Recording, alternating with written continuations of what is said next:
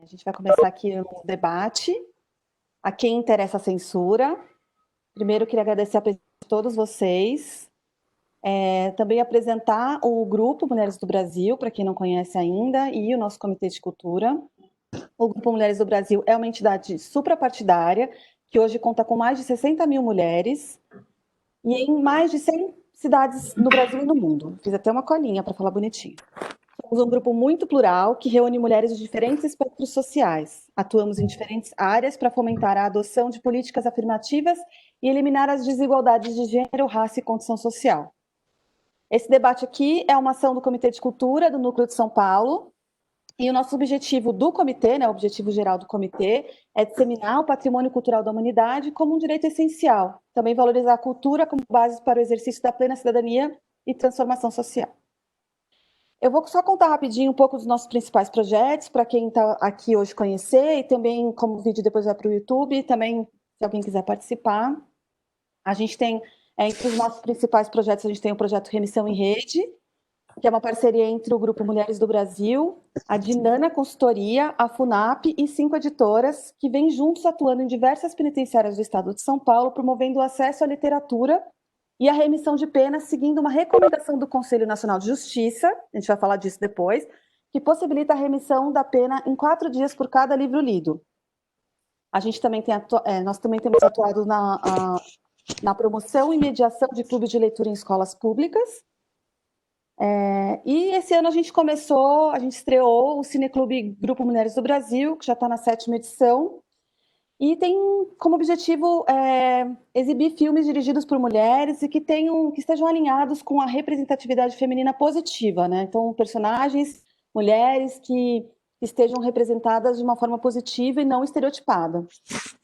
E aí, durante a pandemia, a gente também está usando o Cineclube como instrumento para arrecadar recursos para apoiar entidades parceiras que vêm atuando para mitigar os efeitos da pandemia. Então, para participar, para assistir o filme, a pessoa faz uma doação, o valor mínimo é de R$15, e ajuda também uma entidade, além de assistir o filme, e pode participar de um debate. Depois eu conto mais lá na frente as datas, para vocês poderem acompanhar, quem quiser também assistir os filmes. Vou apresentar as nossas convidadas, estou muito feliz. A gente está aqui com a Dolores Prades, que é publisher da revista Emília, é consultora editorial, curadora e coordenadora dos seminários Conversas ao Pé da Página, realizado pelo SESC São Paulo. Desde 2015, ela preside o Instituto Emília e é uma das criadoras e coordenadoras do Laboratório Emília de Formação. Ela é coordenadora no Brasil da Cátedra Latino-Americana e Caribenha de Leitura e Escritura. Eu até tenho espanhol bom, mas agora eu me enrolei. Foi professora convidada do curso da Universidade Autônoma de Barcelona, é curadora da FLUP Park e foi curadora da FLUP Park em 2014 e 2015 e membro do jurado do prêmio Hans Christian Andersen em 2016 e do Bologna Ragazzi, esse eu sei falar, Award 2016. A gente tem aqui também a Janine Duran, nossa maravilhosa, que é educadora e fundadora da Dinana Consultoria, e é responsável por implementar mais de 150 clubes de leitura pelo Brasil. Ela é articuladora e voluntária do programa Remissão em Rede e também é articulista da revista Emília.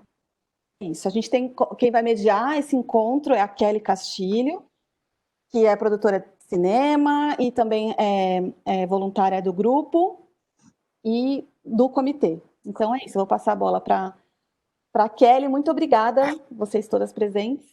Vamos começar. Com você, Kelly.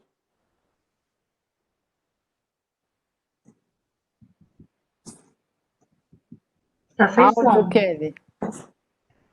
Me desculpa, gente. Boa tarde, é um prazer imenso estar aqui com vocês. O Comitê de Cultura é um outro comitê que é só orgulho também, né?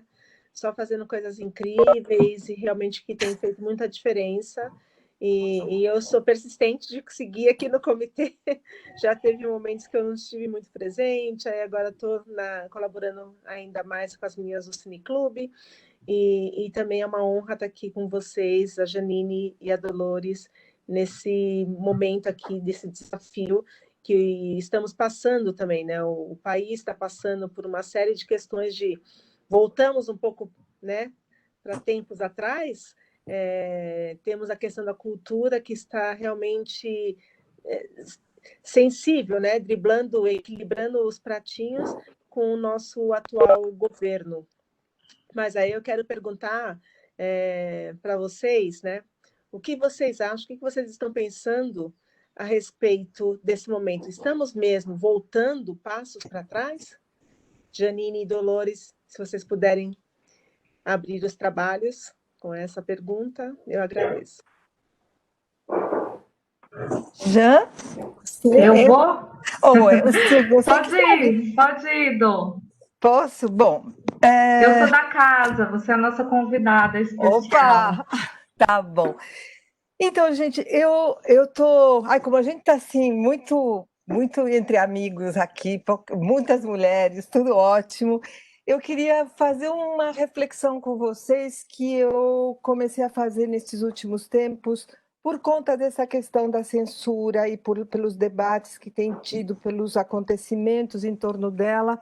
Fiz um roteirinho aqui que eu queria seguir, é curto, mas só para... Foi como a maneira que eu encontrei de ver se eu chegava em algum lugar, ainda que eu não tenha chegado a lugar nenhum, mas queria que vocês chegassem nesse mesmo lugar nenhum comigo. Na verdade é o seguinte, essa questão, não tem uma nova censura, não tem uma nova censura, o que tem é censura, não censura. Aí eu voltei e falei, bom, gente, o que é censura, né? Ou seja, vamos lá. Censura pressupõe censor. Normalmente, a gente sabe que esses censores, eles têm uma análise fundamentalmente de trabalhos artísticos, informativos, literários, com base em quê? Com base muito mais em critérios morais e políticos, certo? No sentido de quê? No sentido de julgar a não conveniência de algum acontecimento, de algum fato artístico ser divulgado. Então, veja, censura vai ser sempre suprimir ideias e opiniões. Ou seja, essa é a natureza da censura. Portanto, o que a censura pressupõe? A censura pressupõe poder, sempre. A censura pressupõe hegemonia, manter uma hegemonia sempre. A censura pressupõe, obviamente, uma enorme intolerância. E a censura pressupõe repressão. Então, isso, gente, a história da censura, ela é tão antiga quanto a história daquilo que a gente pode chamar da sociedade de classes. Sempre houve censura. Quando a gente estava começando, falando assim, só a gente se lembrar da Inquisição, das mulheres bruxas que foram queimadas. Então, a censura, ela faz parte da sociedade capitalista que a gente vive. A censura faz parte da sociedade de classes. Isso, para mim, é uma questão que a gente não pode esquecer.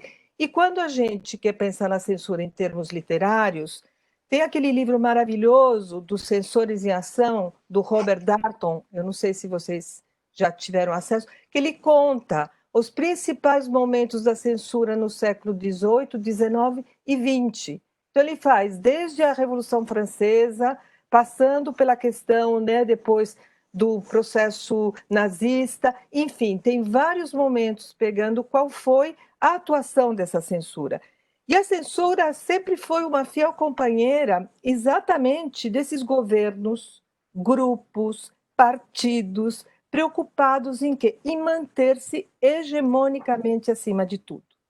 É um instrumento de exclusão, de pensamentos que possam não apenas se contrapor, mas acho que é uma questão que para nós é muito próxima.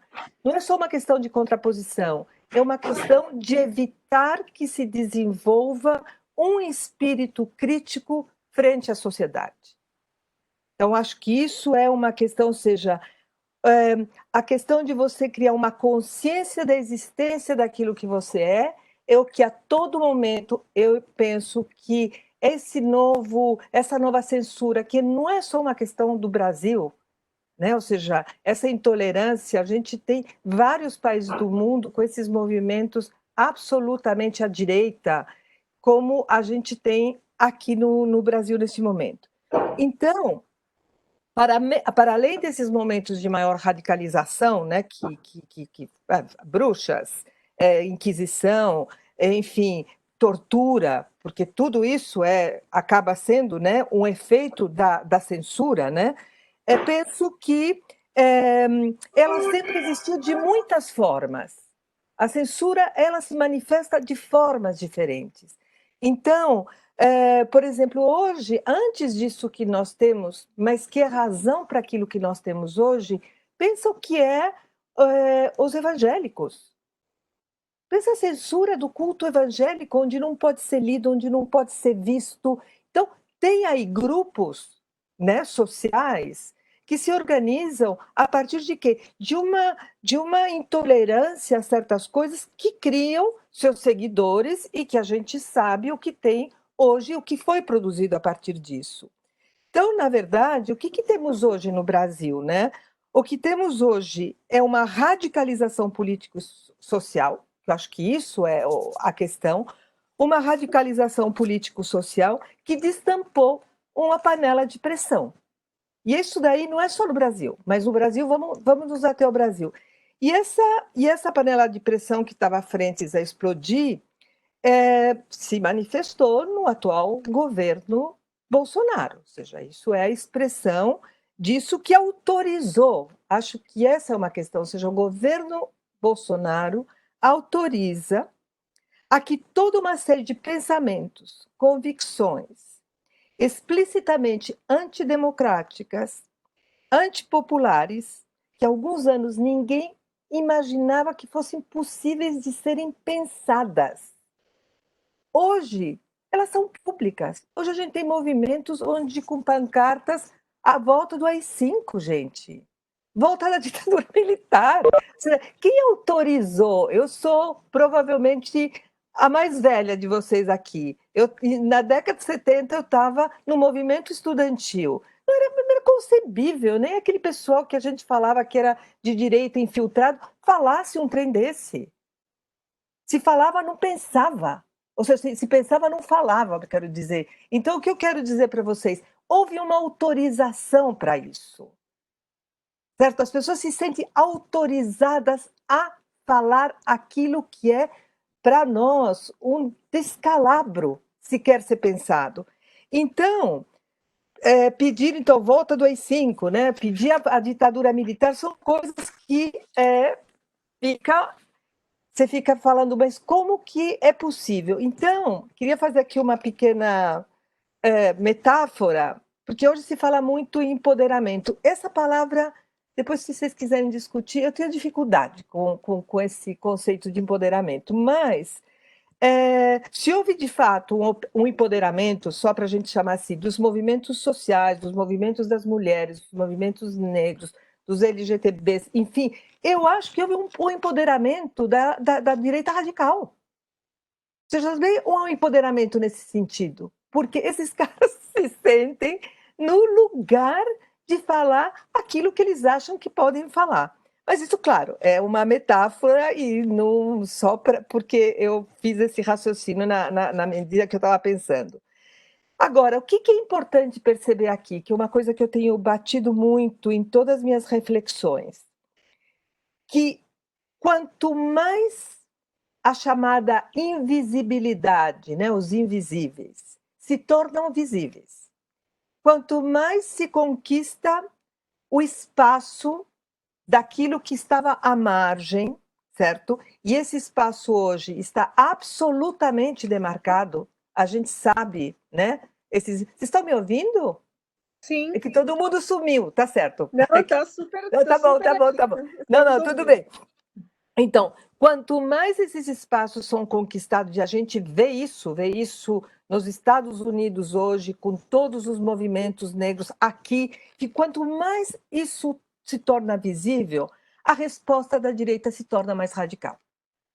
Então, obviamente que essa radicalidade, ela tem o porquê. E qual é o porquê? E essa radicalidade no mundo é se vocês quiserem, uma resposta moral aos avanços. Gente, a gente está vivendo, se vocês quiserem, uma revolução comportamental. A direita não dá conta disso. Eles têm que reagir de alguma forma a isso. Então, o que eu quero dizer é o seguinte, que isso não é gratuito. E que isso corresponde também a um avanço inquestionável das questões que, sem dúvida nenhuma, abalam as estruturas. Então, acho que isso é importante, ou seja, tem isso, mas o que tem na contrafaceta disso? Tem um outro.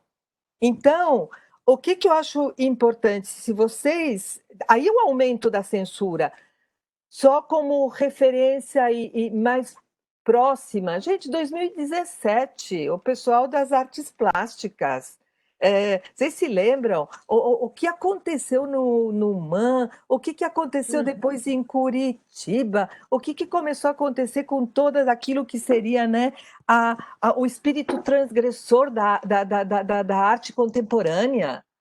Mas quem foi aquilo? Que censura foi produzida? Foram mães de família, famílias que foram lá falar que aquele cara não podia estar fazendo aquilo.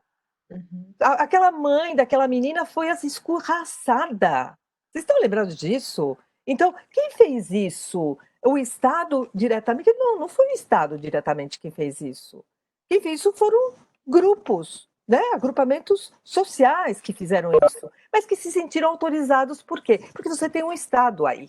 Então, esse posicionamento, digamos, à direita foi proporcionalmente ganhando espaço na medida em que o bolsonarismo finca o pé, no caso nosso aqui. Então, eu acho que a gente não pode incorrer em ingenuidade e não esquecer que a presença cada vez maior da censura tem como contraponto uma coisa que a gente tem que voltar a pensar, que é a fragilidade da democracia desse país. Então, o Brasil, mas isso acho que a gente, se vocês quiserem, fazemos uma conversa um dia, porque isso tem raízes históricas. Ou seja, a democracia no Brasil é uma democracia frágil. Então, a censura, ela penetra exatamente em todos esses poros de fragilidade. Por outro lado, o que é incrível, só reforçando o que eu falei um pouquinho mais acima, o que é incrível é como esses espaços alternativos, gente, não é dentro nem da escola formal, nem do Estado, é espaços alternativos de resistência têm se afirmado nesses tempos de radicalização. Na sua grande maioria, em espaços informais, independentes, comunidades, trabalho nos cárceres, trabalho nas comunidades, bibliotecas comunitárias. É aí onde você tem o espaço fértil de reação.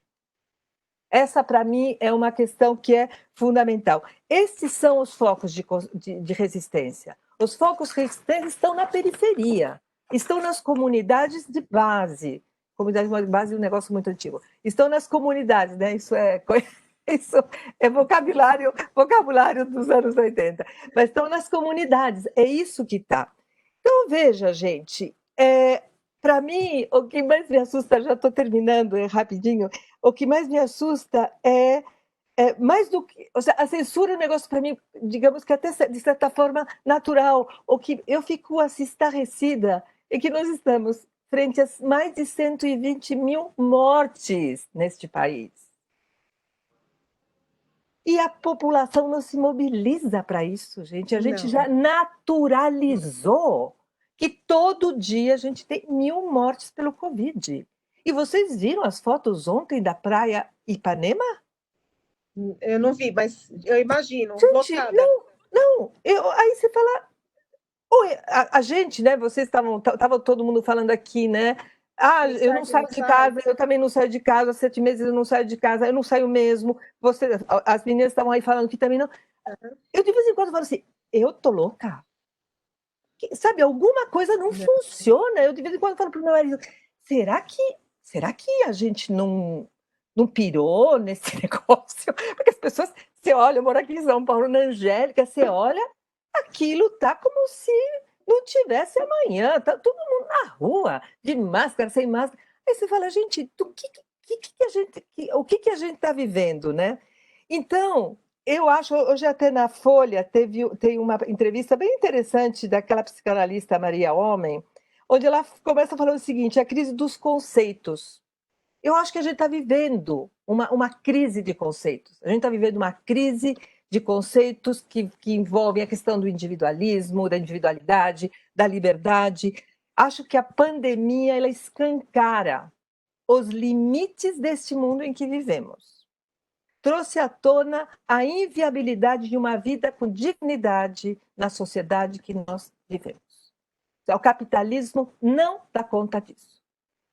A forma como a gente se desenvolveu, do século XV, XVI até hoje, não dá conta disso. Acho que isso que se escancarou.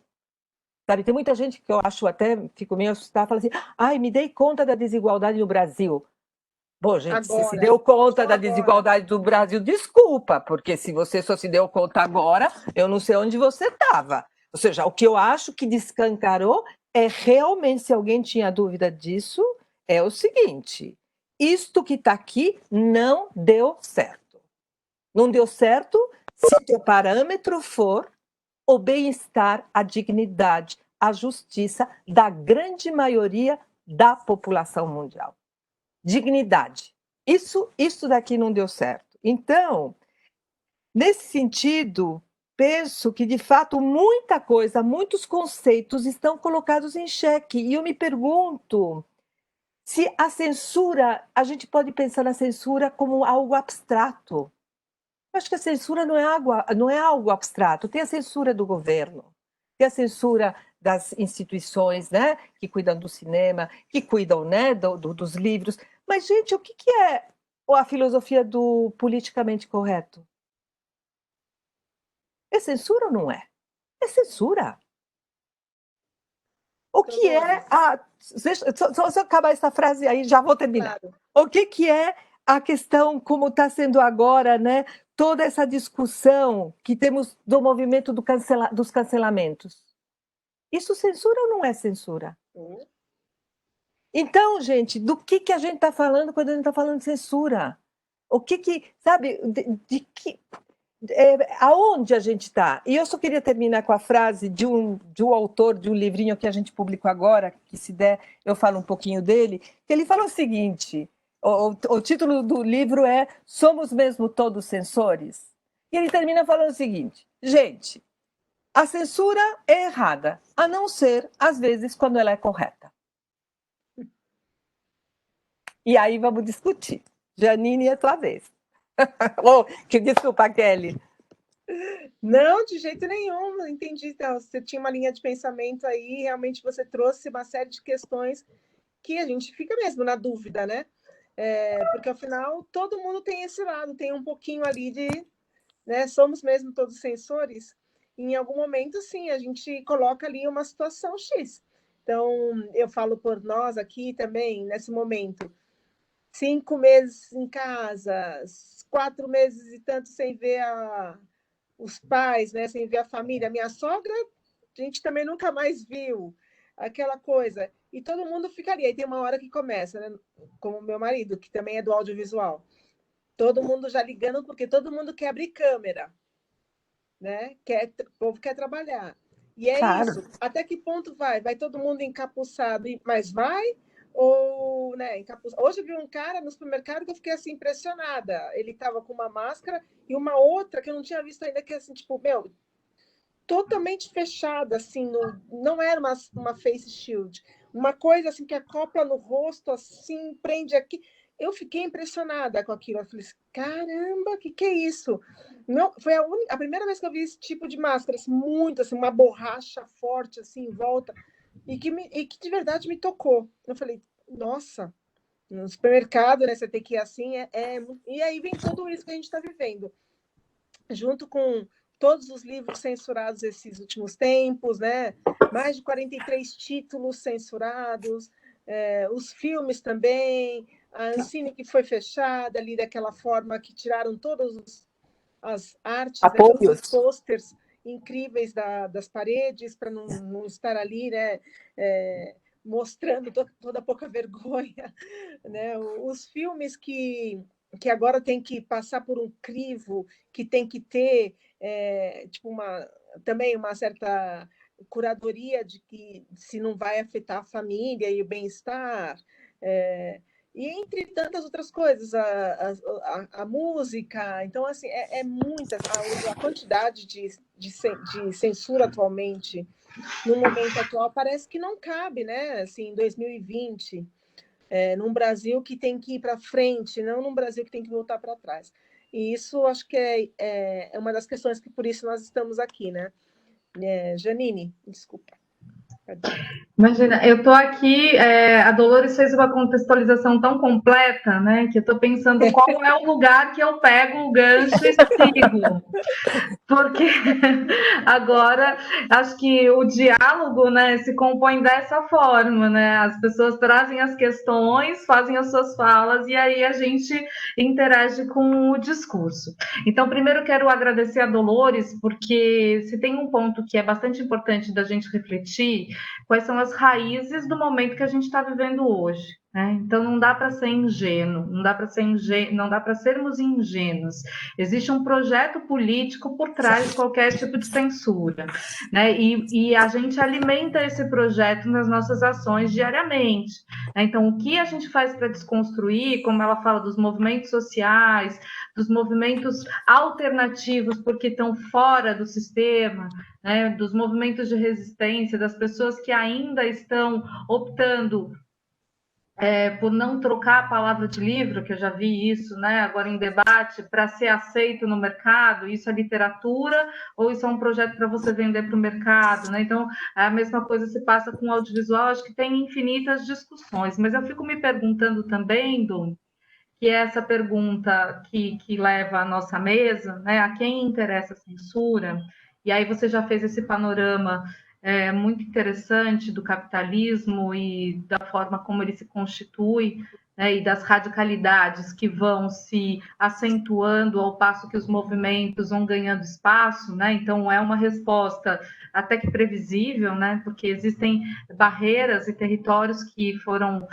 alcançados e que nunca antes foram alcançados, e daí vem um movimento para abafar esse lugar, né, de ocupação das mulheres, dos LGBTs, das populações periféricas, né? E aqui também fazendo uma parte do que é periférico, do que é central, acho que essa seria uma outra discussão. Mas eu fico me perguntando isso, a quem interessa a censura? A censura interessa a todos aqueles que não apostam na potência dos seres humanos.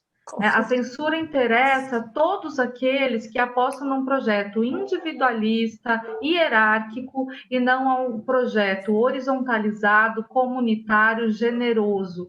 A censura ela é escassa.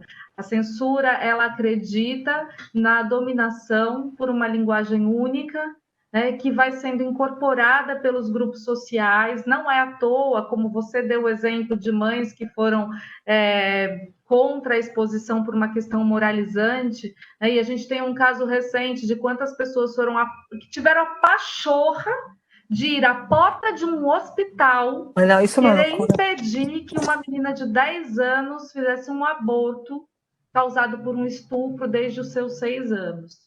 Então, essa panela de pressão, ou essa caixa de Pandora, ou esse inferno, ele está aí, ele está posto, e ele ganhou uma força porque ele foi sendo alimentado, né, por um projeto político.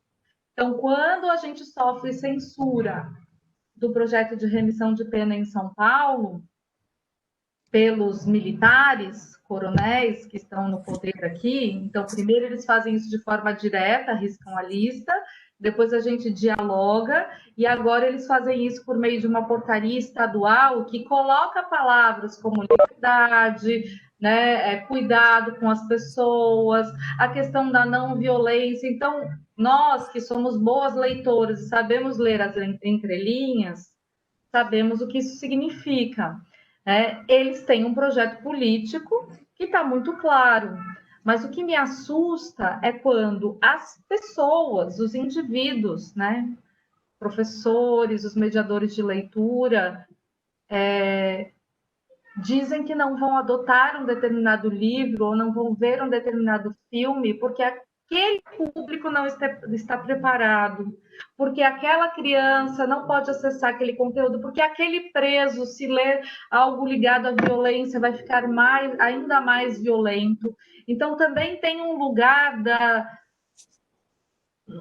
de onde nós estamos, né? Enquanto sujeitos libertários, né? Que de fato estão operando na sociedade para ampliar e diversificar qualquer tipo de acervo, seja ele falado, escrito, televisivo, de redes, assim. O que nós estamos valorizando, essa diversidade, cabe nesse projeto pessoal seu? E aí você se pergunta com quais grupos eu vou me juntar para fazer valer essa lógica da liberdade, das liberdades, porque o que eu vejo hoje também são pessoas justificando seus posicionamentos de forma covarde, né? Então eu acho que quando e eu respeito, acho que as pessoas elas operam no seu limite, né? Mas quando elas decidem ser os censores, né? Então no projeto de remissão de pena, quando a gente estava fazendo essa segunda lista, já no governo Bolsonaro, já no governo Dória,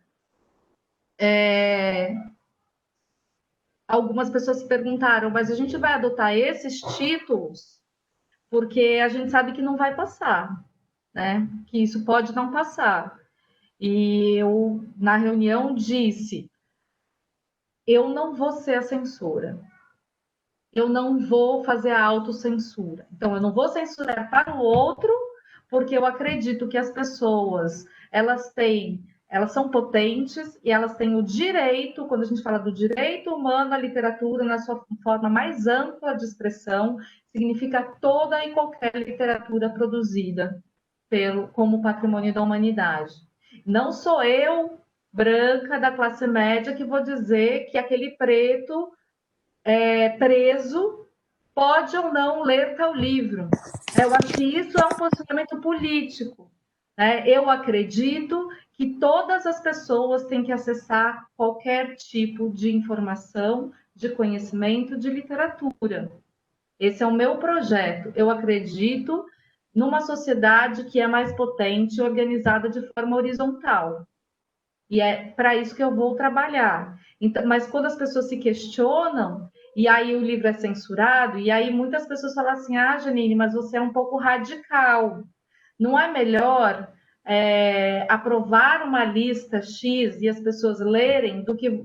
Né? Então, você fazer uma lista mais palatável para os censores ou para o poder totalitário, né? Ou para esse movimento moralizante, e eles estarem lendo do que não estarem lendo, falei, olha, isso já foi feito a vida inteira e não funcionou.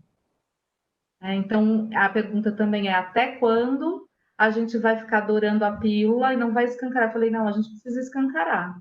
Se censurarem, a gente precisa bancar esse diálogo. Se é possível dialogar com eles, a gente dialoga. Senão, a gente faz o diálogo com a sociedade.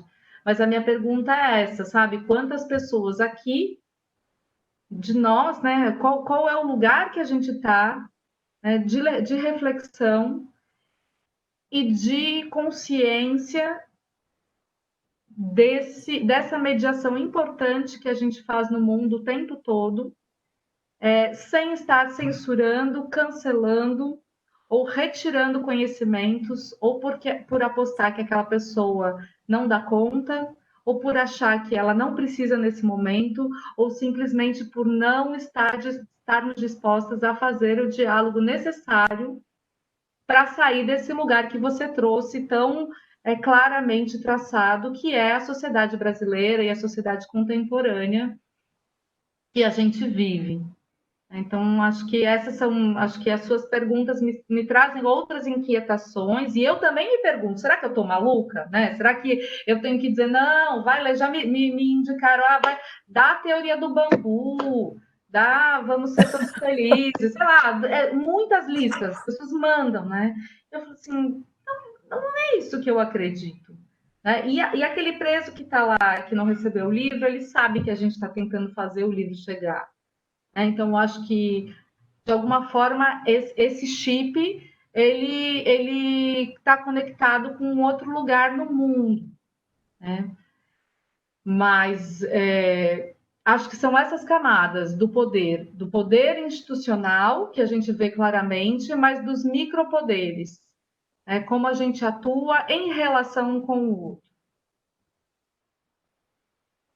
É o que mais me preocupa, porque se a gente não consegue se apropriar desse conceito, a gente vai embarcar em pensamento de manada, né? A gente não está nesse lugar do pensamento crítico, né? Do pensamento cidadão, então, do pensamento democrático, né? Como que a gente pensa uma democracia se as bases para essa democracia não estão constituídas de forma ampla e universal, né? A primeira linha da nossa Constituição é o poder emana do povo.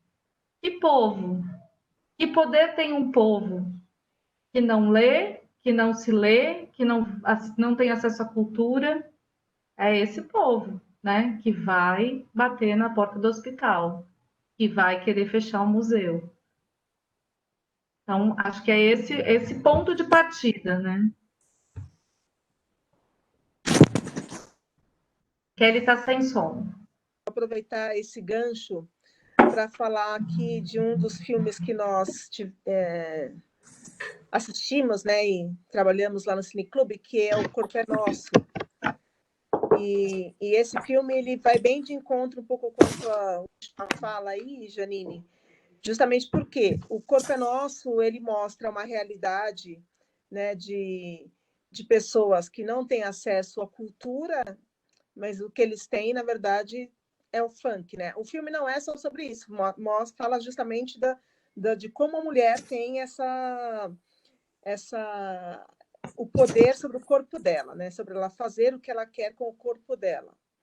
E, ao mesmo tempo, entra nessa questão, já que, né, o funk é uma das músicas, aí, das artes mais censuradas do momento. E tem várias questões aí, porque tem, sim, a questão do baile funk, tem a questão de que as meninas acabam sofrendo algum abuso, as músicas falam mal das mulheres ou tratam as mulheres, às vezes, de forma pejorativa, tem músicas que realmente até são divertidas, mas, enfim, são N questões ali. Mas, de onde vem? Qual é a origem? Quem realmente produz tudo isso são as pessoas que têm acesso a essa cultura, a história de vidas do que elas mesmas podem viver ali, né? Então, isso é bem sensível também, justamente porque todo mundo olha de fora, quem está de fora, e muitas vezes eu mesma em uma situação de preocupada com as meninas, né? E também as músicas, muitas vezes, se eram bem pesadas, eu falo assim, nossa, imagina que eu vou ouvir esse tipo de música falando assim de uma mulher. Imagina que eu vou deixar tocar em uma festa essa música porque está falando assim de uma mulher. Mas para muita gente que está ali naquele dia a dia, é a realidade delas, é a realidade deles, é o que eles enxergam, é o que elas curtem. E aqui, quem está de fora, numa outra bolha, numa outra situação, coloca, sim, todas as barreiras internas e externas, né, também, para realmente não deixar essas pessoas se divertirem ao modo deles. Então, essa é uma questão bem delicada, porque não é a minha realidade, mas é a realidade da maioria das pessoas mais humildes do Brasil. Mas então, Kelly, eu acho que é muito bom o seu gancho, porque é disso que se trata. Quem vai dizer que não é para ter? Né? Então, as pessoas elas têm que ter acessos aos diversos repertórios.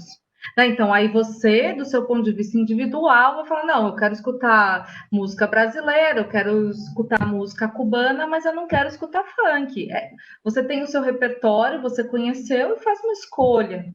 Mas a liberdade de escolha é algo para que a gente possa pensar como um lugar muito, muito precioso dessa discussão. Então, não sou eu que vou cercear o baile funk, e eu acho que ele tem que continuar existindo. Mas a gente tem que politizar essa discussão. Inclusive, a Dolores está falando dos movimentos, tem um movimento de baile funk que são discutidas as letras, um movimento social dentro da ação educativa, que vem fazendo essa discussão com os compositores. né? Então, para você compor, você tem que ler mais, você tem que ler mais do mesmo? Não, você tem que ler tudo, você tem que ler o clássico, você tem que ler o contemporâneo, você tem que ler a literatura periférica, a literatura jovem, o escritor africano, mas o europeu também, e aí a sua letra vai ter outra perspectiva, porque o seu mundo vai ser ampliado, e você vai escolher, não, eu continuo gostando desse ritmo, eu gosto de escrever aqui, mas isso vai qualificando e ampliando os olhares, né? Então, a discussão se faz com, não se faz por, né? Eu acho que é nem de fora, né? Eu acho que nem de fora. Eu entendo perfeitamente, acho esse exemplo maravilhoso. Agora, é isso, você tem que dar, inclusive, alternativas. Você tem que colocar mais repertório. Para mim, essa questão é sempre uma questão de repertório. E quem já fez, quem já teve a oportunidade de fazer formação, sei lá, de professores, de jovens, qualquer tipo de formação, sabe como as pessoas realmente podem se sensibilizar por outras coisas na medida em que elas conhecem. Então, por exemplo, no caso dessas meninas que escutam, que gostam, eu fico imaginando, nossa, como seria maravilhoso, né, ter um trabalho que é um trabalho árduo, lento, que precisaria aí de muitas esferas envolvidas, onde elas entendessem qual é o papel da mulher. E elas se colocassem em outro papel. O papel da mulher não é esse, tem outros papéis, né? O papel da mulher muito mais ativo, né? E dependente, que não é um objeto. Agora, se você não problematiza, se você não der esse repertório, obviamente vai ficar naquilo. Então, eu acho que você tem aquela questão do educar do seu sentido mais amplo. Você tem que educar, você tem que dar instrumental, você tem que oferecer aquilo que a Jane estava falando, tem que ler de tudo, tem que ler de tudo. Oportunidades, repertório, pensar nas coisas. Agora, gente, isso é um projeto político, né? Isso é um projeto político. Isso é um projeto político. Quem foi? Débora, você que perguntou quais são as principais cicatrizes que a censura que estamos vivendo no Brasil atual pode deixar? Não, eu fiz a primeira pergunta. Então. Que momento podemos perguntar? Aí depois a Dani. Acho que é a Dani. Que a Dani quer saber. Normalmente eu abro o microfone para as pessoas fazerem suas próprias perguntas, mas aí a gente vai. Hoje eu vou fazer aqui para vocês, tá? Ah, então tá bom. Então, olha só, isso já foi combinado. Então, quais são as principais cicatrizes que a censura que estamos vivendo no atual momento podem deixar? O que você acha, Dolores? Nossa, gente, é um aprofundamento da ignorância, é um aprofundamento da falta de oportunidades, é o corte absoluto de repertório, é você ter cada vez mais uma produção, aquilo que a Janice se referiu, a manada, é o fim de qualquer espírito crítico. Se a gente já está colhendo uma safra muito complicada de um dos períodos, digamos assim, de abertura neste país, onde a educação, onde teve investimento na educação, teve investimento na cultura, vocês concordam comigo? Nas últimas décadas, teve investimento na cultura. E a gente chegou nisto, eu me lembro de uma colocação numa dessas coisas do Facebook, logo numa das primeiras mobilizações que aconteceram aí do pessoal do Bolsonaro, que pediram a questão da ditadura militar, alguém falou o seguinte: esses caras faltaram na aula de história. E é isso. Agora, se a aula de história que a gente tinha antes chegou nisso, imagina sem isso. Gente, é catastrófico. Para mim, é catastrófico o que está acontecendo nesse país. É um retrocesso, bom, em termos econômicos, sociais, de pelo menos 30, 40 anos. Aonde você tem a resistência disso? Naquilo que a gente chamou, né, desses lugares informais que tem essa resistência, mas é em paralelo, é à margem, são nas comunidades periféricas. É aí que a gente tem isso. Agora, de resto, a escolarização, e agora ainda, se você pega esta questão nossa da pandemia, da escola, durante provavelmente, se voltamos o quê? O ano que vem? Eu tenho falado com as pessoas que eu conheço que dão aula, a possibilidade de voltar efetivamente, gente, talvez 2021. E o que vai acontecer com essa quantidade de crianças, de jovens da periferia que não têm conexão na internet? Então, se a gente já estava com uma sociedade absolutamente com a distribuição indecente, agora vai ficar assim. Então, o que a gente vai ter? A elite da elite, da elite, agora a elite mais das elites, e o resto que vai ser, ou seja, como que vai ser? Então, eu acho que é catastrófico. E o contraditório colocado aí, né? Porque acho que é muito interessante quando a gente pensa que esse abismo, né, ele vai ser aprofundado. E, por outro lado, se a pandemia, né, não é contida nas periferias, quem está no topo dessa pirâmide também não sai de casa e é afetado. Né? Então, eu vejo essa pandemia como um chamado à consciência. Um vírus que aparece na China, atravessa a rua e está no mundo inteiro. Então, o quanto a gente faz parte de uma comunidade, querendo o capitalismo ou não, querendo os governos ou não, nós estamos integrados e conectados. Uma ação que acontece, e tantas consequências das desigualdades sociais, né, violências, enfim, a gente podia listar aqui inúmeras, mas quem não está sendo chamado para essa consciência hoje, eu acho que também uma das consequências desse momento histórico que a gente está vivendo é o aprofundamento das bolhas. Então, as pessoas recebem a sua fake news pelo WhatsApp, e elas acreditam naquilo e elas vão dialogar só com aquelas pessoas, né? Então, tem um núcleo de diálogo e elas vão viver num mundo à parte. Então, acho que também o papel de quem chegou nesse lugar de entendimento, né, de perspectiva, quando você olha em perspectiva, né, a sociedade, é cruzar as fronteiras. Eu também acho que, Dolores, além da catástrofe que está aí colocada, tem muita gente querendo cruzar as fronteiras. Com certeza. Só quando a gente consegue. Né, quando a gente tem um momento assim, que é tão grave, né, e que é tão urgente se colocar as discussões, colocar essa pauta na rua, promover encontros para que as pessoas conversem.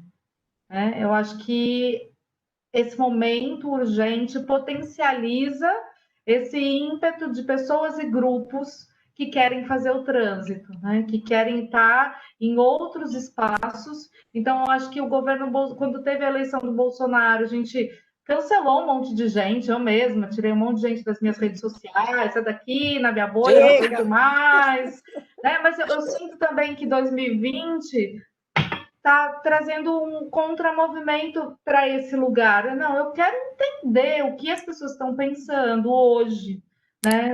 Qual é o lugar de avanço, né? As pessoas perceberam que a gente chegou nesse projeto político, né? Que tem essas desigualdades tão aprofundadas, que vai levar a essa ignorância que é violenta, né? Em tantos níveis. Então, acho que tem um lugar aí que é potente de encontros e de cruzamento das fronteiras, que essa é a minha aposta, por isso que eu estou aqui também falando, né? Porque, gente, tem um monte de live, a gente não aguenta mais ver live, né? Mas o que sobrou para a gente nesse momento que a gente está aqui enclausurado? É isso, a gente tem que estar disposto ao diálogo, né? Por isso que a gente está aqui, vamos falar de censura. Eu acho que não é um tema que chama, que agrada tanto, talvez outros temas seriam muito mais interessantes do ponto de vista do entretenimento, mas a gente veio para cá para quê? Né? Para chacoalhar um pouco os espaços, não só para... Enfim, acho que a gente precisa transitar e promover esses deslocamentos e colocar mais literatura na vida das pessoas. Deixa eu só falar rapidinho, porque eu só quero dizer, você me fez a pergunta assim muito direta, então eu acho que vai provocar isso, mas desde o meu primeiro momento, eu estou colocando para vocês que eu acredito nos movimentos de resistência. Obviamente, eu acho que é nisso, e a literatura é a arte que eu acho que pode potencializar esses encontros, certo? Acho que só queria reafirmar Não, isso, claro. né? Eu vou trazer aqui uma pergunta também, que eu acredito é do Cícero. O Cícero quer saber quando uma escolha vira uma censura. Quando uma escolha vira uma censura. Ele traz isso no sentido de, por exemplo, do dia a dia, né? Não numa coisa macro, mas uma coisa micro. Os pais, os professores, a escola em si, enfim. Quando, por exemplo, eu vou até falar uma questão aqui, um exemplo, trazendo, né, numa situação, uns anos atrás, dentro da escola do bem, tinha toda aquela questão de que agora vamos falar sobre educação sexual já com os pequenos, falando de gênero e etc. e tal, justamente, né, preparando para o hoje, né, porque hoje nós queremos que as crianças cresçam crianças melhores, pessoas melhores. Falando de raça, falando de uma série de coisas. E eu lembro bem, assim, de algumas amigas queridíssimas, né? Porque é sempre assim, um dia cada um tem de dentro do seu íntimo salta algo que, nossa, mas aqui não quero. E eu lembro disso, mas gente, falar disso para as crianças agora, será que é o momento certo para falar disso para as crianças de 3 anos? E não, foi isso, eu lembro de algumas mães assustadíssimas, assim, e eu já um pouco mais sênior, gente, sênior e já um pouco entendida desse assunto, eu falei, sim, gente, calma, as crianças não vão sair já escolhendo qual é o seu sexo agora, é assim, assim, assim, qual o seu gênero, mas elas precisam entender que o amiguinho pode ser diferente que ela, não é? Aí uma ou outra ficava assim, sim, pois é, mas ficou um climão, assim, sabe? Na época, quando eu me posicionei de uma forma diferente. Então, acho que isso talvez seja um ponto que o Cícero está querendo trazer, porque fica, né? Como lidar com isso, né? Quando não... só um instantinho, gente. Vou sair do vídeo e voltar. Quando tem essa questão que não é uma escolha, né? Além da escolha, tem toda a família, a escola, as pessoas, o dia a dia. Como lidar com isso, né? Quer começar você, Janine, que eu sempre começo, e aí pego muito tempo. Quer começar você? Eu acho que essa é uma pergunta que tem que ser feita permanentemente, né? Acho que ela não tem uma resposta, assim, muito... não tem uma receita. Eu sou educadora também, já dei aula para crianças, então acho que sim, tem algumas questões que você trata e o que importa muito mais é a forma e não o conteúdo. Acho que as crianças são inteligentes o suficiente para acessarem informações diversas e o mundo está aí, então acho que é isso, elas lidam com a vida, né? E hoje, você está falando da questão de gênero com crianças de 3 anos, na escola dos meus filhos, você já tem 2 mães, 2 pais, né, desde tão pequenos. Então, eles perguntam por que o Felipe tem 2 mães. Então, acho que tem uma questão que é contemporânea, que é olhar para o nosso mundo e pensar quais são as questões que a gente tem que dialogar com as crianças desde sempre. E tem as perguntas que elas fazem, então acho que quando as crianças fazem alguma pergunta, elas merecem uma resposta consistente, inteligente. Em geral, a gente tem uma tendência em fazer a curva, porque a gente não lida bem com as questões, né? Então, acho que quando você estranha muito, né, que tenha que fazer uma discussão sobre gênero, sobre transexual, as crianças são muito, muito inteligentes e simples, né? Outro dia eu estava assistindo um filme, faz um tempo, meu filho tinha uns 4 anos, ele falou, mãe, essa moça é um moço ou um moço? Eu falei, se escolheu ser uma moça, é uma moça. Ah, entendi, saiu andando. Sabe, não tem questão, não tem uma filosofia por trás, né? Não vai querer saber como faz mudança de gênero, né, e tal. Então, é outra vertente. Agora, a literatura, eu acho que a literatura e as artes são o campo interessante para que se faça isso também. né? Porque vai fazer do ponto de vista da fabulação da criança, né? O imaginário daquele leitor também entra na composição daquela história, é um outro lugar de discussão. E tem um exemplo, não sei se eu estou te enrolando, eu estou respondendo essa pergunta. Eu estava contando para a Dolores antes da gente entrar aqui que a minha filha, aos 9 anos, estava lendo Maus, os quadrinhos, né, que fala do Holocausto, que é um quadrinho premiado. E ela estuda numa escola Waldorf, e ela leu o livro, aí ela emprestou para um amigo, emprestou para outro amigo, e de repente um dia ela volta chorando para casa sem o livro porque a diretora confiscou. E a diretora confiscou, e aí eu já fui lá em 2 minutos, já estava lá na escola para entender o que é isso, né? Não, é porque eles estão na fase de ver o belo, né? Com 9 anos, tem o Rubicão, tem toda uma filosofia na pedagogia Waldorf, e aí nesse momento olhar o Holocausto, ver que pessoas morreram, né?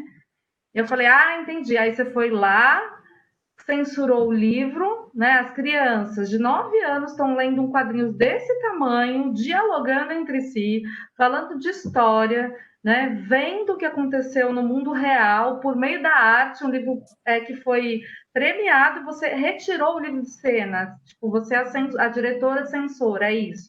Não, eu falei, não, você tem que fazer um trabalho com as crianças, então, se está todo mundo lendo, né, você tem que conversar com as crianças, faz uma roda de leitura, uma roda de conversa. E eles continuaram, e aí foi muito interessante, porque daí a censura dela fez o contramovimento, e aí a graça daquela turma era ficar se impressando os livros proibidos, né, dos irmãos mais velhos, das mães dos pais, Claro. E se tornaram grandes leitores, né, nessa turma da Gabi. E eu acho que se eles querem ler, eles têm que ler, e eu acho que tem que ter interlocução, tem que ter condução, tem que ter diálogos, né, para que a gente entenda qual o momento daquela criança e qual a questão que ela carrega para querer ler um livro que, tecnicamente, seria um livro mais para um jovem do que para uma criança, por exemplo. Agora, passou dos 12, lê qualquer coisa, assim, acho que é isso, assim, não tem... Eu não faria filtro nenhum. A gente faz uma curadoria por uma questão de caber num espaço. Eu preciso adotar 12 livros, né, para um projeto que acontece em 12 meses. Esses livros vão circular. Então, o nosso critério é a bibliodiversidade. Vai ter contos, vai ter romances, vai ter livros de estruturas diferentes, com formas diferentes, com temas diferentes, com autores contemporâneos, clássicos, homens e mulheres, negros e brancos. Então, a gente tenta fazer a curadoria mais ampla possível, e aí eu considero que é uma escolha, mas pensando na perspectiva da ampliação, né? Não fechando as discussões. Posso falar rapidinho, porque acho que eu concordo com o que a Janine falou, mas só indo para uma questão, por exemplo, obviamente que o ser humano é um ser humano que escolhe, a gente escolhe o tempo inteiro, né? Todo o tempo nós estamos escolhendo, estamos fazendo isso, deixando de fazer aquilo, então isso faz parte da natureza, né, ontológica do ser humano. Mas, quando a gente está falando de censura, e quando a gente está falando de censura, então, em relação ao outro, e se a gente pensa nas crianças, na infância, obviamente que existe aí o papel fundamental do adulto. Já existe o papel do adulto que educa, orienta, sabe, né? Então, como disse a Janine, então esse adulto que tem que estar aberto à discussão, que tem que estar aberto ao debate, que tem que estar aberto ao acompanhamento dessa criança, quando que uma posição seria uma posição, digamos, de censura mesmo? Quando ele cerceia. Ou seja, a censura pressupõe cerceamento, a censura pressupõe isto sim, isto não, esconde. Agora, como a Janine acabou de falar agora, quando você faz uma seleção porque tem que fazer e você escolhe algumas coisas deixando outras de lado a partir de determinados critérios, claro que você está fazendo uma censura, como o próprio Nodelman fala, no sentido geral, mas tem que ter os critérios. E na medida que você oferecer a maior diversidade para essas crianças, certo? A maior diversidade das coisas, que você não tiver medo daquilo que você não conhece ou não sabe como a criança vai, digamos assim, reacionar, reagir diante disso, acho que aí não é uma censura, né? Porque senão também a gente fica louco o tempo inteiro. Então, eu acho que tem que ver também o seguinte: qual é a tua intenção no sentido, qual é o teu objetivo dentro daquilo? Qual é a tua escolha? Para onde vai a tua escolha? Para o mundo aberto ou para o estreito? Né? Eu acho que tem muito isso também que tem que levar em consideração, né? Eu puxei uma coisa aqui, Janine, eu vou acabar falando porque eu lembrei que na minha casa eu sou a caçula de 5 filhos, então são 4 homens mais velhos. E sempre tinham, né, outros livros que não eram, de um certo modo, adequados a uma menina de 12, 13 anos. Um deles era o Feliz Ano Velho, que eu lembro do Marcelo Rubens Paiva, e que eu li assim, ali com essa idade, porque afinal estava lá na nossa biblioteca, vamos dizer, né? O que chegava em casa, de um certo modo, se a sua família deixa ali à vontade, faz parte do conhecimento da família, da educação e etc., da cultura da família, então você acaba tendo acesso. É normal, né? Assim como também eu lembro do Morangos Mofados, aí eu acho que Morangos Mofados, eu acho que eu li, acho que era um pouquinho até mais nova do Caio, e eu lembro assim, de criança ficar inventando musiquinha com as palavras, com os morangos mofados. A minha mãe e meu irmão, que é um dos mais velhos, né, o segundo dos filhos, que hoje tem 60 anos, ele ria, ele chorava, porque eu era pequenininha, né, nós temos uma grande diferença de idade. E da onde eu tirei aquilo? Era dos livros que eu vi ali. Então, a criança é normal que, de um certo modo, ela vai ter acesso a alguns livros e músicas do que os outros que estão ao redor dela consomem, né? Então tem isso também. Não dá para... Em casa eu não fui censurada, né? Nossa, isso não. Mas eu já tinha lido e eles achavam interessante e aquilo para mim só foi enriquecedor, claro, não teve nenhum problema em si. Mas eu entendo dessa forma, que a cultura da casa faz parte, né, do crescimento de cada um também, né, sem uma grande censura. Aí tem aqui uma outra pergunta, que eu acredito que até vocês já falaram alguma coisa, mas eu vou trazer de volta aqui. Na ditadura, nós tínhamos a figura do censor, institucionalizada, né? Agora o censor é velado. Quem é esse censor? Eu não acho que ele é velado, eu acho que ele é mais sofisticado. Então, acho que na ditadura ele fazia assim: essa música não, né? Esse livro não. Aí agora o coronel fala para mim: Janine, veja bem, os presos estão lá no presídio e se a gente levar esse livro, O Cabo de Guerra, né, que fala dos militares desse, nossa, nós somos militares, né? O que eles vão achar da gente? Não é melhor a gente levar um livro mais edificante, que ele vai ler e ficar feliz? E aí ele escreve lá no edital: livros que não contenham violência. Uhum. Então, eu acho que eles aprenderam, né, um jeito de censura. Não estou falando, é que assim, tem níveis, né? Então, assim, nível Bolsonaro não dá nem para, né? Não dá nem para brincar de dizer qualquer coisa, porque é a bestialidade encarnada, né? O discurso sem o discurso terra plana, né? É a terra plana, é a ciência não precisa e vamos rezar. Mas eu vejo, por exemplo, as pessoas que a gente conversou aqui, elas eram muito inteligentes, né? Porque também a gente às vezes faz uma ideia de que esse censor é muito burro, né? Que é um censor chucro, assim, que é uma pessoa sem nenhum repertório. E não é bem assim, né? Eu acho que tem uma sofisticação. E tem uma sofisticação, inclusive, de que tipo de discurso se coloca na roda, né? Que tipo de discurso as pessoas vão comprando. Então, acho que tem uma estratégia que é bem inteligente, de uma censura que está, né, avançando. e que as pessoas, como a Dolores falou, né, em 10 anos em que a gente teve bastante educação, que a gente teve tantas conversas de colegiados setoriais, de fundo de cultura, né, de valorização dos espaços de cultura, você chega num nível de não ter ministério e não ter reação, eu acho que esses censores eles estão conseguindo implementar um projeto político que eles previram, né?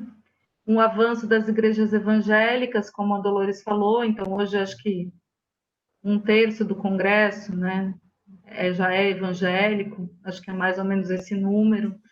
Então aí você tem uma possibilidade de legalizar um discurso, né?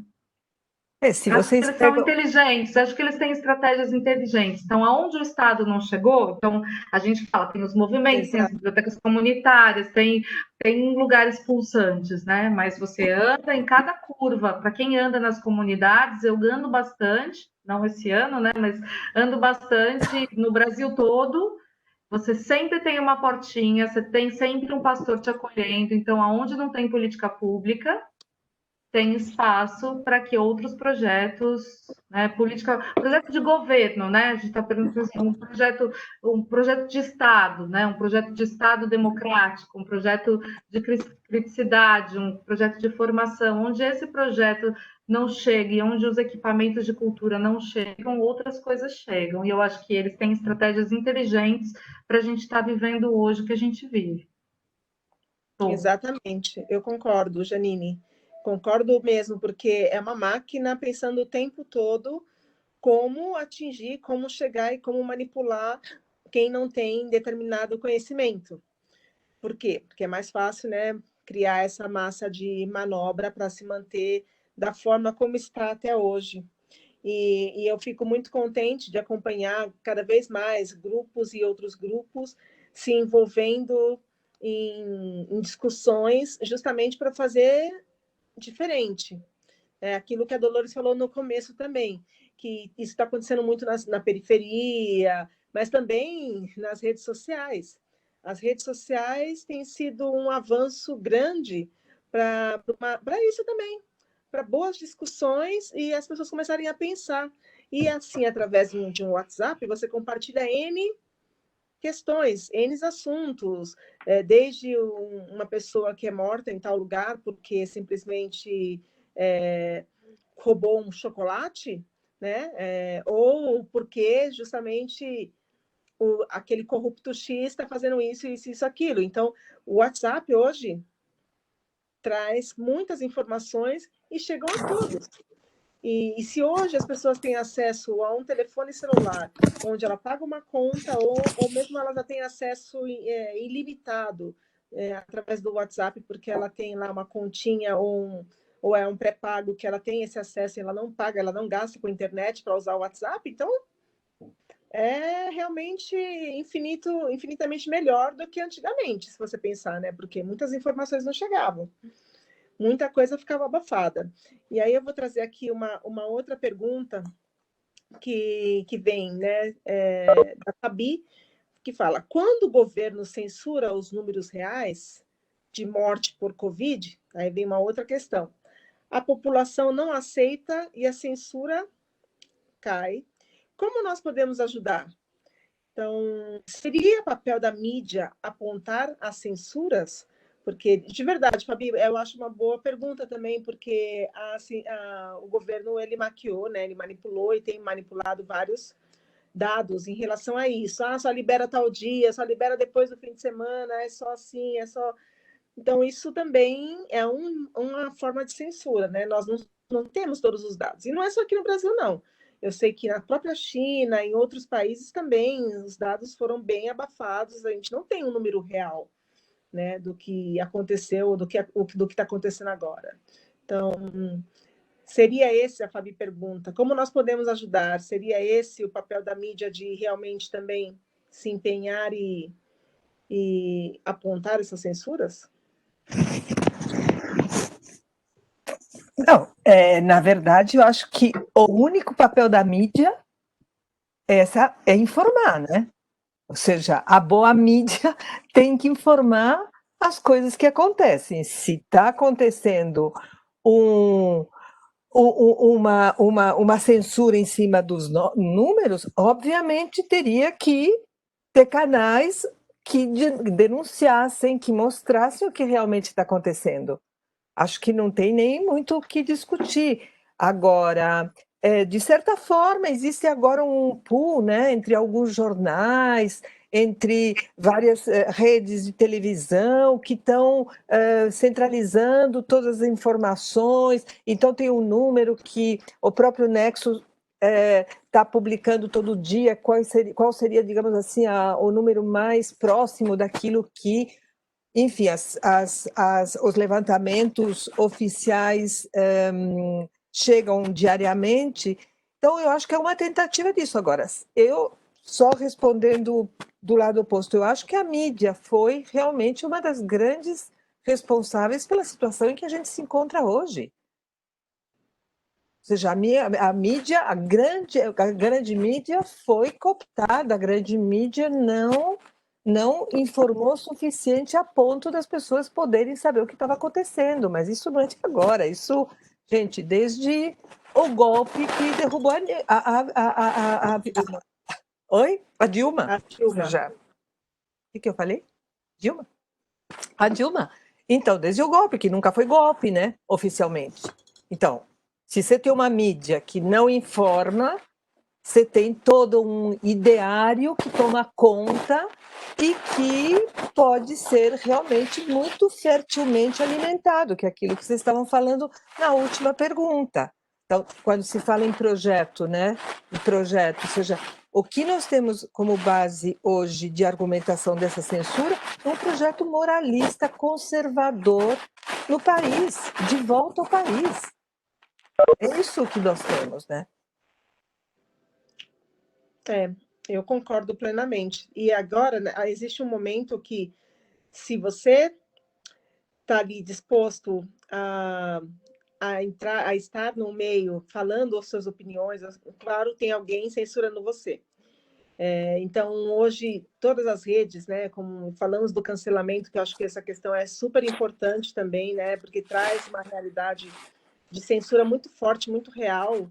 E se hoje nós temos o poder das redes sociais, nós temos o poder do cancelamento também. Porque é simples, é só ir lá, clicar, não quero mais ver, não quero mais falar com essa pessoa, simplesmente não quero mais ver o que ela manda, o conteúdo que ela manda, e isso tudo é uma influência muito grande. E agora, voltando lá à questão do governo no começo, isso para mim é um fato que ele foi o principal culpado disso tudo. Porque a partir do momento que ele diz que ele não pode, que ele pode sair, que não é bem assim, que é a tal gripezinha, ele deu o aval, né? Foi o que a Janine também trouxe. Quando o governo vai lá e, de alguma forma... Não, você também falou, né, Dolores? Você abre um portal, né, mostra que é possível. Eu estou indo, eu vou para as ruas, eu vou abraçar as pessoas, eu não vou usar máscara, eu tomo um remedinho ali, é uma gripezinha. Olha, o governo que colocou 50 milhões de pessoas para votar nele, né, conseguiu esses votos todos, ele conseguiu com que essas mesmas pessoas também não acreditassem no início da pandemia, da força da doença, né, do vírus. E eu recordo o dia que eu saí na Avenida Paulista, que eu tive que buscar logo no começo um equipamento e que me assustou, assim, as ruas, uau, completamente vazias. O meu bairro completamente vazio, você não via ninguém. E aí algumas conhecidas, assim, grupos de mães que eu tenho, que moravam em bairros mais distantes, mandavam fotos, falavam assim, olha aqui na pracinha perto de casa. Olha que as pessoas não acreditavam, né? Porque se você tem ali alguém que assina embaixo que você pode, e que aquilo deu a liberdade. Aí a imprensa não ia ter força. Perto do governo atual, a imprensa não teve força para realmente desmistificar o que ele estava falando, na minha opinião. Assim, as pessoas ficaram com essa dúvida. Quem está errado? O mito... Kelly, você não vale que você trabalha para a Globo, Kelly. Não trabalho mais. Não? Não trabalho mais. Que bom! Não, mas de qualquer forma, eu era um perigo para a Globo. Eu não era uma pessoa confiável. Muito Você não estava à ativista. disposição do projeto deles, né? Não, sou muito ativista para eles. Então, essa situação, de você perceber, a mídia, sim, claro, poderia fazer. Como que ela fosse reverter isso diante de um governo? Isso que eu fiquei aqui pensando, sabe, no que estamos aqui falando. Sim, se chega alguém e assina embaixo dizendo que eu posso fazer e vocês também podem, a mídia consegue mudar isso? Ai, Eu acho gente, que ela tem a possibilidade. Ó, tem parecer da Fiocruz, tem parecer da OMS, tem, né, tem a ciência a serviço dessa causa. Eu acho que tem um lugar aí que é uma escolha, como a gente estava falando das escolhas, né? Que manchete você escolhe colocar ali? Né, macetando na cabeça das pessoas. Que chamada você faz para o Jornal Nacional ou para o Jornal da Record? Nem sei que jornal tem, que eu não vejo TV há muitos anos. Mas, assim, qual é a escolha que você faz? Né? Então, quando você escolhe falar do futebol, em vez de falar de alguma coisa muito grave que está acontecendo, quando você escolhe... eu estava falando esses dias, né, quando a Dilma foi eleita, quando você escolhe focar que o vestido dela parece um vestido de botijão de gás e fica em vários programas, em vários... Eu acho que você faz escolhas. Quando você escuta um discurso, você recorta uma frase. Por isso que eu acho que a coerência, ela é uma escolha política também, né? Então, se você escuta um discurso e resolve destacar uma frase, você está alimentando um imaginário coletivo, né, com aquilo. E como a gente disse, você tem uma pesquisa do INAF que mostra que 12%, 13%, não vou saber exatamente, dos brasileiros são proficientes em língua portuguesa. Conseguem entender, né? Entrelinhas, fazer conexões, subtítulos, ironias. E de quem faz faculdade, 43%, 42% é proficiente. Então, você tem uma defasagem nesse nível. Quando você coloca matérias ali em que apenas 12, 13%, o que significa isso? Vai ter um pensamento crítico, vai ler o contexto, vai ler a matéria inteira, né? Vai ler outras matérias para formar um pensamento crítico acerca de qualquer tipo de assunto. Quando você sabe que as pessoas vão ler apenas a manchete, escutar apenas a manchete, o que são esses programas de rádio? Eu não suporto escutar. Dá dor no meu estômago, né? Você escuta os jornais, TBN Notícias, logo cedo, o que eles escolhem relatar e a forma como se escolhe, eu acho muito grave, né? Então, lógico, tem jornais sérios e tal, mas tem formas e formas, e eu acho que você também tem um consórcio que está ali localizado num lugar de poder, né? Então, as pessoas têm muito a perder também, né? Eu só queria complementar que a questão não é uma questão de poder, de força, é uma questão de posicionamento político da imprensa. E todo mundo tem muito rabo preso, ou seja, gente, agora a imprensa sempre foi historicamente o suporte, né, da política. Gente, é isso. Então, os jornais, nossos grandes jornais aí estão a serviço de alguma coisa, mesmo aqueles que se dizem que são democráticos. Enfim, não acho que nem dá para a gente ficar discutindo muito mais isso, mas eu só queria pontuar, não é uma questão de ter força ou não. Inclusive, quando eles escolheram publicar na Folha de São Paulo a censura ao projeto Remissão em Rede, né, em fevereiro desse ano, eles deram uma visibilidade para isso, fizeram uma matéria que saiu na capa do jornal. Eu tenho um amigo jornalista, circularam, fotografaram, mandaram. Aí o Globo News quis falar comigo, a Band News quis falar comigo, o Globo.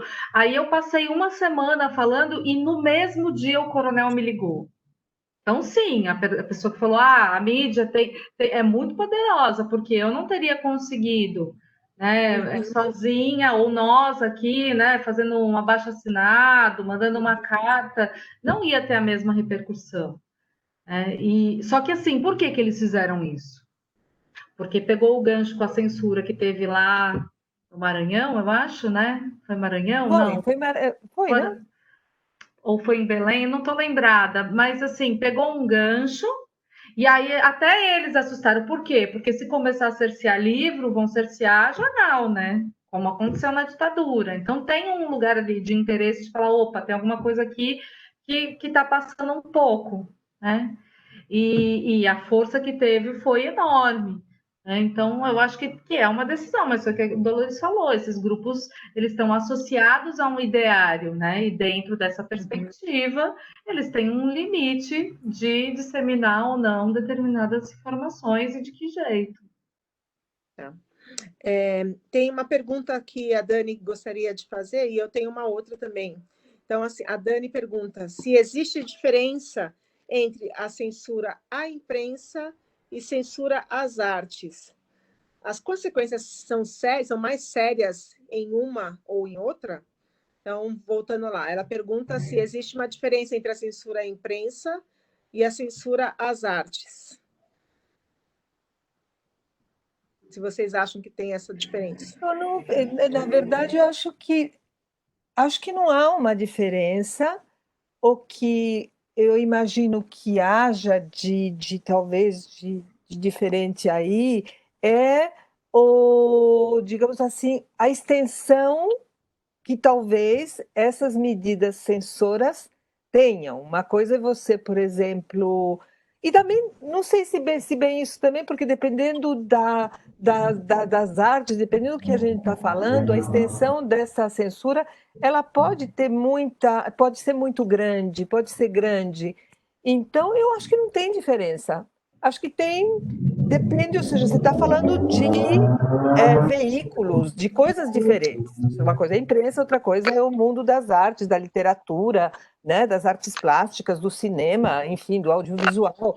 Então, claro, os públicos podem ser um pouco diferentes, o que isso significa em termos históricos pode ter uma representatividade diferente, mas em termos da censura, eu acho que não vejo diferença. Eu não sei o que você acha, Janine. Eu vejo que são censuras irmãs, né? Que é isso, do ponto de vista da censura, mas do ponto de vista da consequência. Então, quando você censura um jornal, você está censurando uma informação, um editorial, né? Uma forma de colocar. Quando você censura a cultura e as artes, você está mutilando a subjetividade humana, né? Você está retirando a possibilidade dessas pessoas fazerem uma leitura profunda de si, do seu entorno, do mundo, de transformar, de ser esse cidadão, de ter esse pensamento crítico.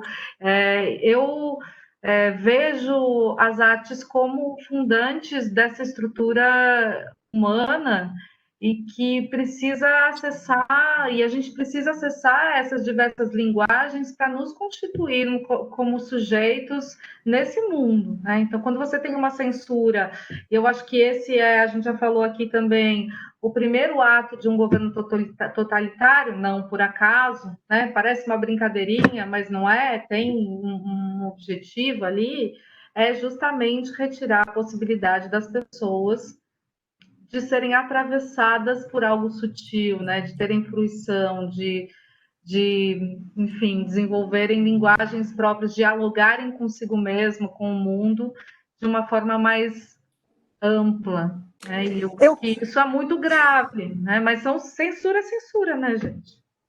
Eu concordo com você, mas eu só quero colocar o seguinte: concordo plenamente com você, só que eu faria uma. Eu acho que o conhecimento e a informação também é vital. Uhum. Eu acho que você tolher o conhecimento das coisas, mesmo você deixando. É que eu acho que as coisas não são separadas. Por isso que eu acho que é igual, entendeu? Porque você também pode ter uma arte alienada, você também pode ter uma leitura que não te leva a lugar nenhum. Então, eu acho que essas coisas estão todas muito imbricadas. Eu acho que estão todas muito imbricadas. Só queria colocar essa questão. Concordo.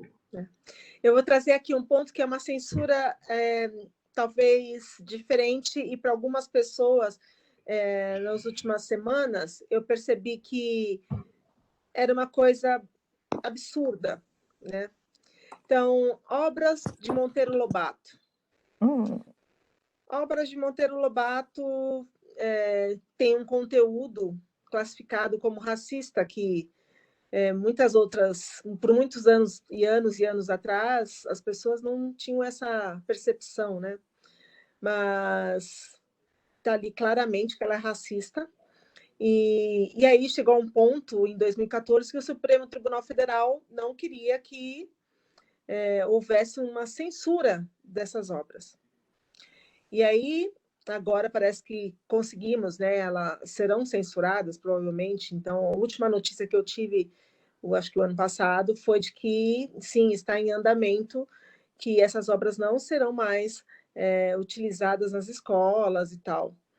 Porque o conteúdo é realmente racista. E aí, numa situação X, uma pessoa falou que saudades do Sítio do Pica-Pau Amarelo, e eu amava o Sítio do Pica-Pau Amarelo, apesar de sempre ter um incômodo em relação à vida da tia Anastácia. Sempre tive esse incômodo ali do tio Barnabé, do Saci, de algumas brincadeiras, enfim. Mas eu amava assistir aquilo, e aí, quando eu citei falando, olha, mas eu acredito que é um conteúdo que não vale mais a pena, né? É um conteúdo que não precisamos estar o tempo todo vendo, principalmente porque trata-se de um país onde a maioria da população é negra ou descendente, né? Parda. E acaba que realmente fere, né? Fere as pessoas.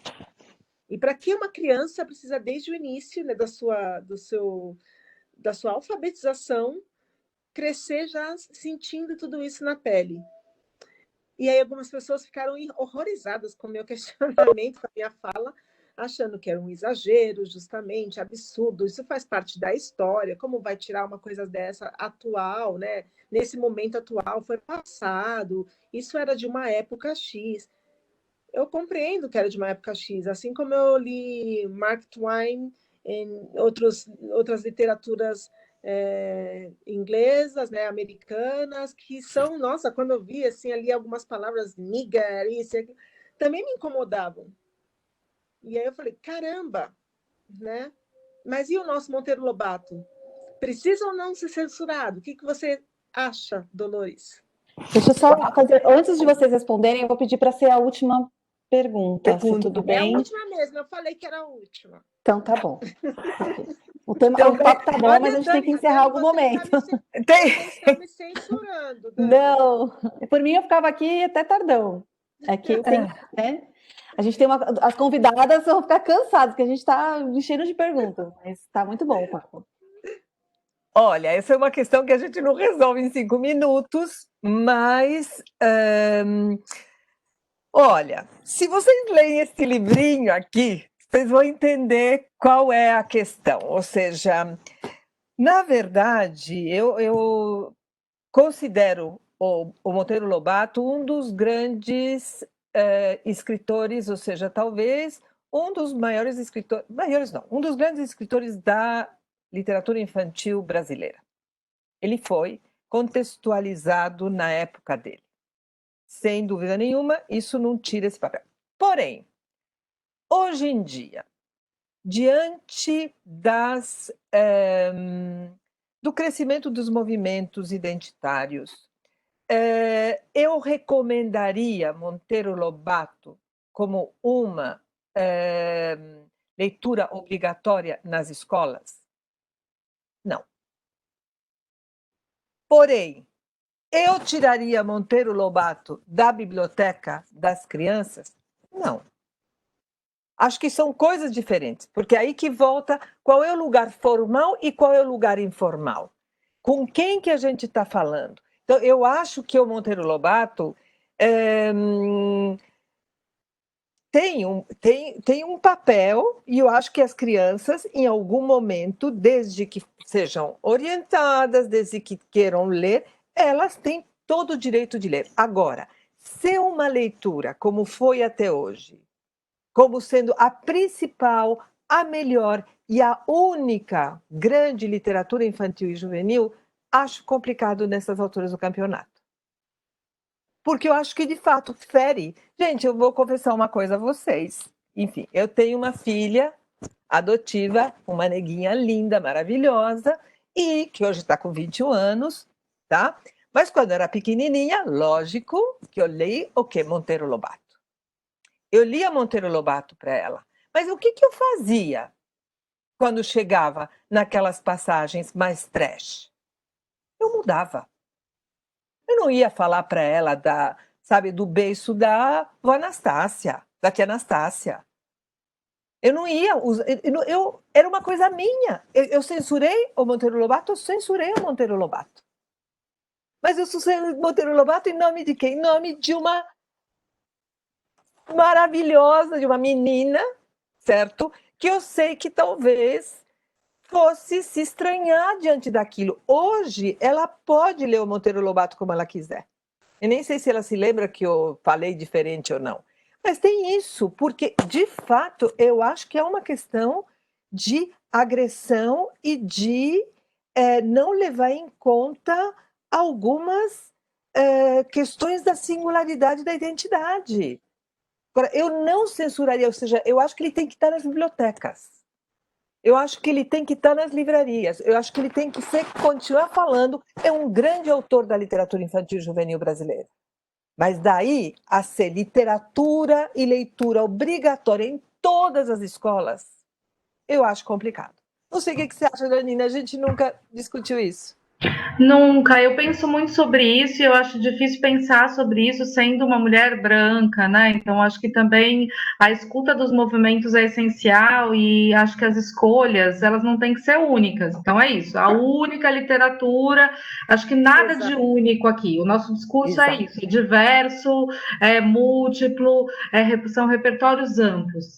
Eu gosto muito de pensar nas leituras em relação, né? Então, quando esses pequenos leitores, eles passam a transitar por diversas literaturas, e aí chegam, né, uma criança negra chega no Monteiro Lobato, ela tem outra percepção do Monteiro Lobato, quando ela já tem um repertório. E a figura do mediador de leitura, então, do professor mediador, do mediador de clube de leitura, dos pais e das mães que são mediadores, eu acho que é super importante, porque é o que eu faço com os meus filhos.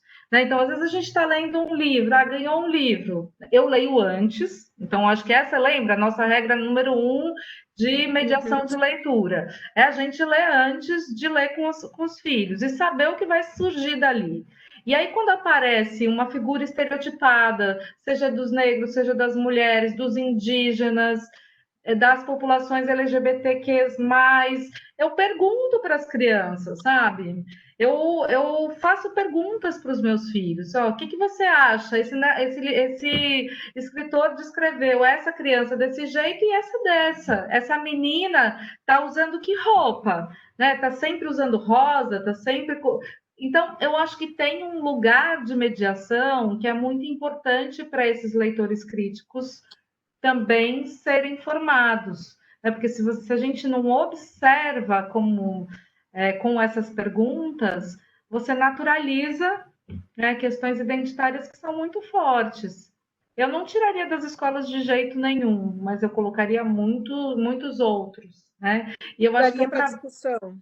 Eu te digo que depende da escola, depende do professor. Dessa mediação do professor, né? Eu acho que tem um trabalho de formação de professores e de mediadores de leitura que é muito profundo também, que tem que ser feito, né? Porque é isso, a gente carrega, né?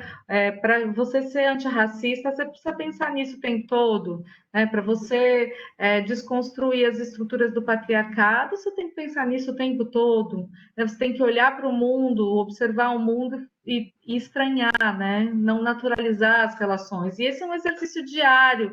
Então, acho que a gente tem que ir se organizando e desconstruindo essas crenças e esses dogmas e todas essas estruturas que estão internalizadas, né? Uma vez a Gabi, minha filha, tinha uns 11 anos, e aí o meu marido, que é bem mais velho, falou: mas e se você vai arranjar um namorado, ele vai chegar aqui de saia, né? Você pode me avisar antes? Ela falou: mas qual o problema, pai? Hoje em dia a gente pensa de outro jeito. O que tem a ver a roupa? E aí a gente ficou, é verdade, o que tem a ver a roupa, sabe? Então, são coisas que a gente tem que... E eu acho que é isso, o diálogo com os movimentos e o diálogo com as juventudes oxigenam muito a nossa forma de olhar e pensar, né? Quando a gente estava falando, quando a gente transita, quando a gente faz uma escolha de estar em lugares diversos, você se permite sair desses lugares diferentes do jeito que você entrou, né? E isso é uma forma de desconstrução também. Eu, Janine, não adotaria Monteiro Lobato. Então, é isso. Sabe? Tem tanta coisa boa, mas assim, de repente, mais para frente, começa essa polêmica. Então, eu acho que para falar do livro, a gente tem que ler juntos. A gente foi retirado. Por que será que foi retirado? Então, acho que depende dos momentos e da perspectiva mesmo. Mas eu acho que aí, só uma questão, só para fechar, a questão do mediador ter sensibilidade também. Quem é esse leitor que ele está? Ou seja, tem que ter uma sensibilidade. E quando teve, ou seja, Monteiro Lobato, até muito pouco tempo atrás, era grande obra mesmo da literatura infantil. Hoje tem muita coisa, gente. Eu sou editora dessa área. Hoje tem coisas maravilhosas que não tiram o lugar dele. Porque ele, como escritor infantil, ele é maravilhoso mesmo. Agora, tem outras coisas, e talvez, então, o professor tem que ter sensível se isso é alguma coisa que o leitor que ele está, certo, é algo que agride ou não agride, porque tem que ter essa sensibilidade. O Silvio de Almeida é um que defende a leitura, né? Claro, que hoje é uma referência. Então, ele fala assim, tem que ler tudo. Tem que ler, você vai ler. A gente está falando de crianças, então eu acho que aí você está falando de outra coisa. De uma formação de identidade. De uma formação de identidade, eu acho que tem que ter uma sensibilidade aí mínima, entendeu? Só isso que eu acho que tem que ter. Porque o meu filho estava lendo agora um livro da Margareth Machado e ele estava numa discussão com as crianças e falou assim, professora, isso é muito machista. Olha essa frase, olha esse jeito. E aí fiquei muito orgulhosa, logicamente, e a professora contextualizou a obra, né? Contextualizou a escritora, conversou com as meninas, como você sentiu quando você leu. Então, eu acho que é isso. Aí dá um sentido, né? Eu acho que por isso que eu gosto muito da literatura compartilhada. Né? Você pode ter uma trajetória individualizada, você vai lá, lê sua estante, transita entre outras estantes, mas quando você tem a possibilidade de dialogar sobre um livro de literatura, ou num cineclube, sobre uma obra do cinema, você vai ter outros espelhamentos, outras perspectivas, e isso te desloca, inclusive, do seu próprio lugar de leitor. Né? Então, acho que de leitora.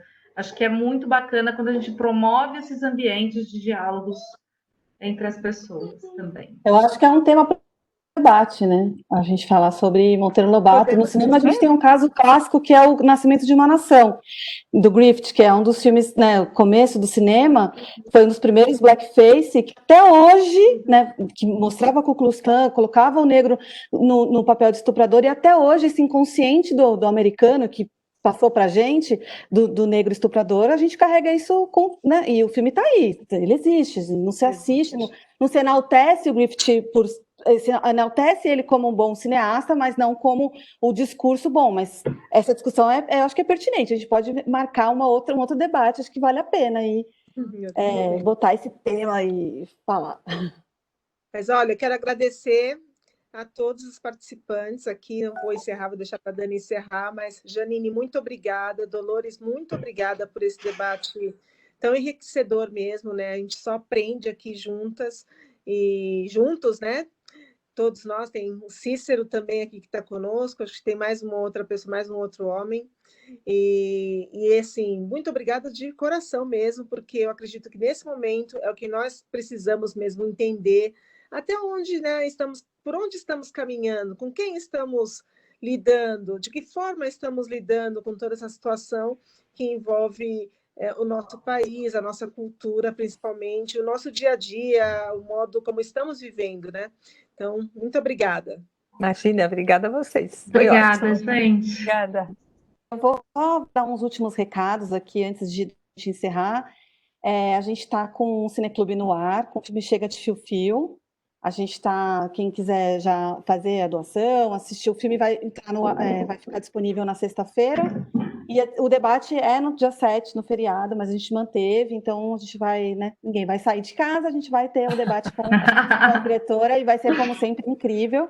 E também a gente já está com o próximo clube de leitura do comitê, né, do grupo, e para quem quiser participar também, todos convidados. O livro é O Fim de Ed, e vai ser no dia 24/9, Ai, que às 7 da lindo. noite. Maravilhoso esse livro. Todos convidados. Eu coloquei o assim, link do Simpla do Cineclube no bate-papo. Já Boa. pus. E também, assim, agradecer vocês, né, assim, foi um debate incrível, foi uma conversa muito boa, acho que todo mundo sai daqui mais enriquecido, mais preparado para entender o que está acontecendo, né, assim, acho que a gente espera que a gente possa, que a gente colaborou de alguma forma, né, com esse debate também, na busca por liberdade de expressão, na busca por liberdade artística, que eu acho que também isso é uma coisa que tá na ordem do dia, né, assim, a liberdade. E a liberdade artística acho que é a primeira que é cerceada, né, assim, sempre. Eu acho que debater esse tema também é importante porque é um jeito da gente conseguir resolver o problema, né? Se a gente, eu acho que é o que a Dolores falou, assim, se a gente não, o mínimo que a gente tem para fazer é pensar sobre isso, se debruçar sobre o tema. Então, vamos fazer mais e muito obrigada, Dolores, nossa convidadíssima. Imagina. A Janine, maravilhosa, a Kelly, maravilhosa, todas vocês que participaram. E é isso, gente. Até o Obrigada. próximo. Obrigada. Obrigada. Bom ver Obrigada vocês. mesmo. A gente vai disponibilizar no YouTube, então todo mundo compartilha, por favor. Tá porque a gente bom. tem que disseminar mesmo essa discussão. Sair daqui, né, e botar no mundo. É isso aí.